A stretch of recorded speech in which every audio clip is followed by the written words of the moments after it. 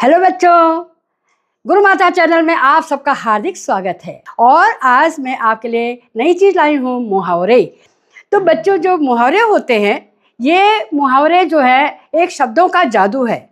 उनका जो असली अर्थ है वो कुछ और निकलता है, लेकिन हम सामान्य भाषा में इसको बोल देते हैं। हम बोलते हैं नाच न जाने आंगन टेढ़ा, किसी को बोलते हैं नाच न बोलता आंगन टेढ़ा है। तो ये क्या है? मतलब तुमको नाचने नहीं आता, ठीक है, दूसरे पर ब्लेम कर रहे हो, ठीक है। तो ऐसे मोटे आंसू टपकाना, मतलब बनावटी आंसू देना, मगरमच्छ के आंसू टपकाना, मतलब ये सब चीज़ें क्या होते हैं, हम दूसरी तरह से उसका प्रयोग करते हैं, एक विशिष्ट अर्थ में इनका प्रयोग करते हैं, ठीक है।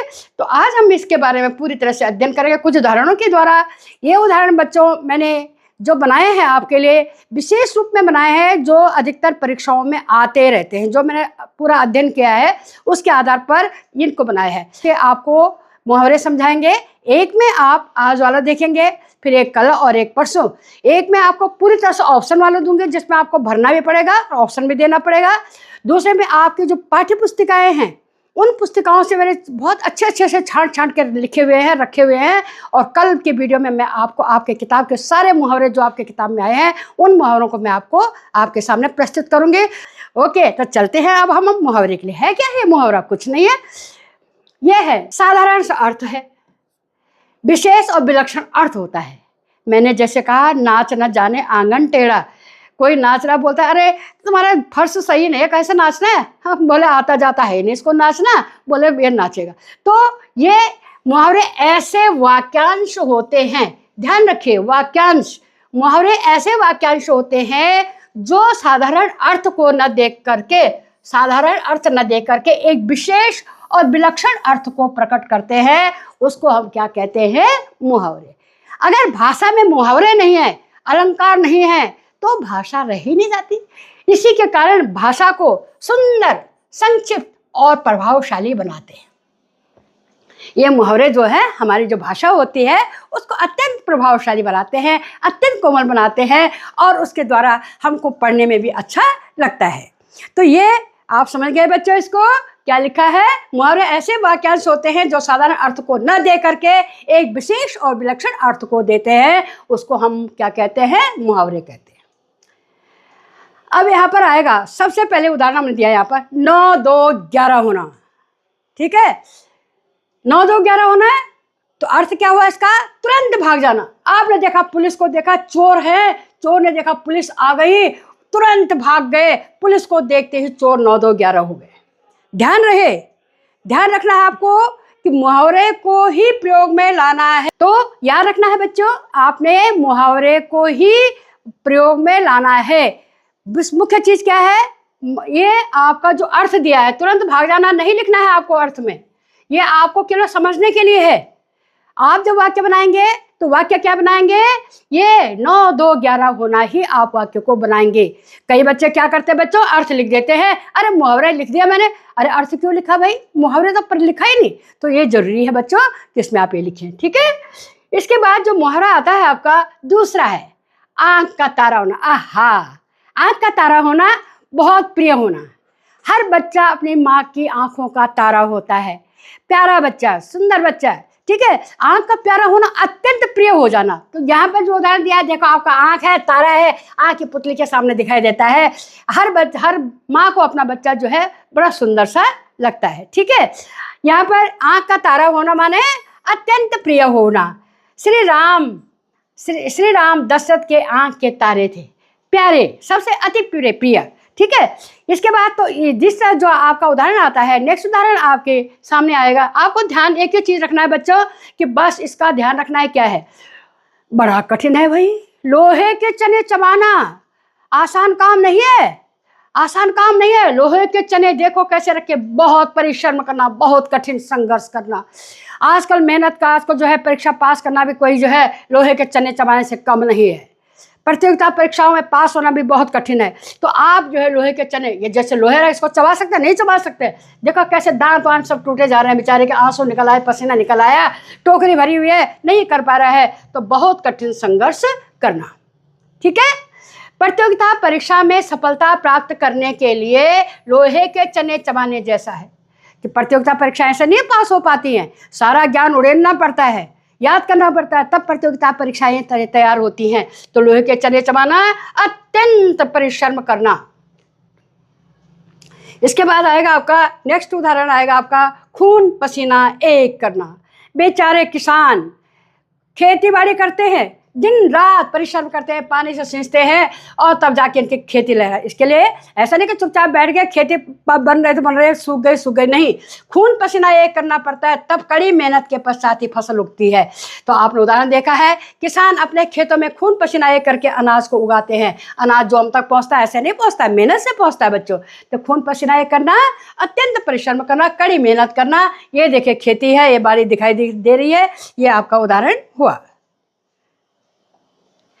पहाड़ टूटना, मुसीबत आ जाना, असमय पर ही मुसीबत आ जाना। ये है एक देखा, एक बच्चा, छोटा सा बच्चा, इसके ऊपर इतनी बड़ी जिम्मेदारियों का बोझ आ गया है, छाता भी टूट गया, बेचारे के पास कुछ भी नहीं रह गया, उसके ऊपर विपत्तियों का पहाड़, भारी मुसीबत आ गई।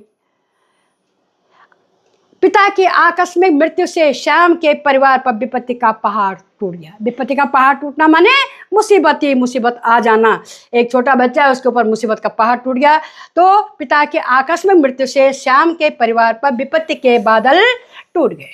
ये विपत्ति के बादल आपने देखा, इसमें विपत्ति के बादल ये आ गया। इसके बाद नेक्स्ट है आंखें खुलना। आंखें, जब माँ बाप बोलते बच्चे पढ़ लो पढ़ लो पढ़ लो, बच्चे नहीं पढ़ते हैं, बोलते हैं हम सोएंगे सोते रहेंगे, लेकिन जब पेपर आते हैं फेल हो जाते हैं। तो जब इसका वास्तविक अर्थ है कि वास्तविकता का ज्ञान होना कब होता है बच्चे को, जब वह असफल परीक्षा में जो है पूरी तरह से असफल हो जाता है। असफल, यहाँ पर असफल है, असफल परीक्षा में जब बच्चा असफल हो जाता है तो तब उसकी आंखें खुलती है, मैंने मेहनत नहीं की तो फल कहाँ से प्राप्त होगा। तो इसलिए समय पर ही जागृत रहना चाहिए। तो आंखें खुली, आंखें खुलना मुहावरे का प्रयोग है। ठीक है, समझ में आ रहा है कि नहीं आ रहा है? अरे नहीं आ रहा है तो देख लेना, और उसमें जो है आपने कमेंट्स में लिख देना कि आपको क्या क्या और कुछ चाहिए, मुहावरे किस तरह के चाहिए, लिख दीजिएगा। अब है अंगूठा दिखाना। आजकल की दुनिया में बच्चों ऐसा बहुत कुछ होता है, हम दूसरे के लिए तो मेहनत करते हैं, उसके मुसीबत में हम उसका साथ देते हैं, लेकिन जब हमको मुसीबत आती है और हम कोई चीज़ उससे मांगते हैं तो उससे क्या होता है कि वह मुकर जाता है, बहुत आघात पहुंचता है। समय पर कार्य, कब दिखना आघात कब पहुंचता, देखो कैसा आघात पहुंच गया इसको। समय पर कार्य करने से मुकर जाना। मैंने श्याम की हर मदद पर की, मैंने श्याम की हर बार मेहनत की, लेकिन जब मुझे केवल 100 रुपये की ज़रूरत थी तो उसने मुझे अंगूठा दिखा दिया।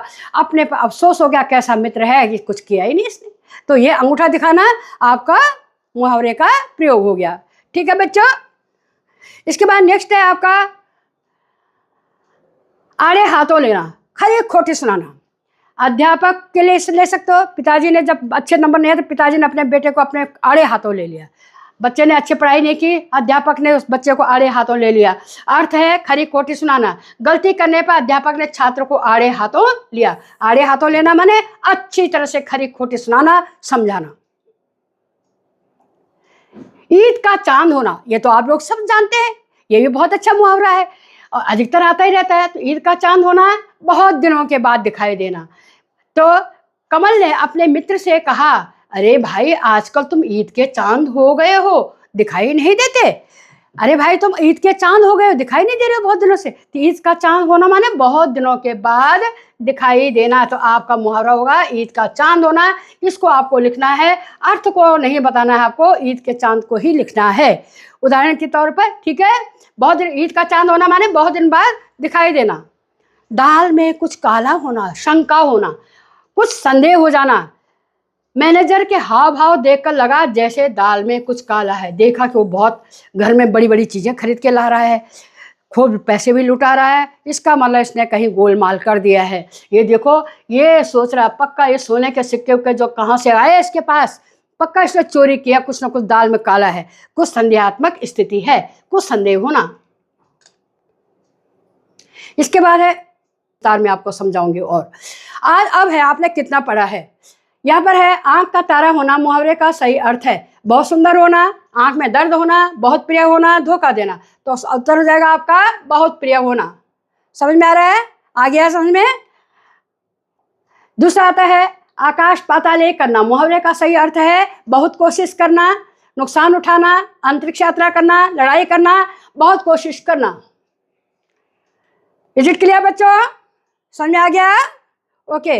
अब है पढ़ाई मेहनत करके मैं अपने खड़ा हो सकता हूँ, रिक्त स्थान भरना है। ये अलग अलग टाइप की मैं कल और दूंगी आपको। इसमें रिक्त स्थान में भरना है पैरों पर, हाथों पर, सिर पर, पीठ पर। पढ़ाई में मेहनत करके मैं अपना खड़ा हो सकता हूँ, अपने पैरों पर खड़ा हो सकता हूँ। इसके बाद है अंगूठा चूमना। मुहावरे का सही अर्थ है खुशामद करना, खुशामद करना, प्यार जताना, इनकार करना, ना समझ होना। जैसे किसी ने कहा हाँ मैं तेरी मदद करूँगा, फट से खुशामद करता है, उसके हाथ चूम लिया, बारे बड़ा अच्छा क्या, थैंक यू मेरे हैं। तो खुशामद करना, प्यार जताना, तो इसमें आपका आएगा खुशामद करना। और इसमें जो है अब आएगा, अब लास्ट में जो आप देखेंगे, युवकों को पर ही विवाह करना चाहिए। इसमें है अपने पैरों पर खड़े हो जाना, ठनक जाना, चकरा जाना, आग बबूला, चकरा जाना।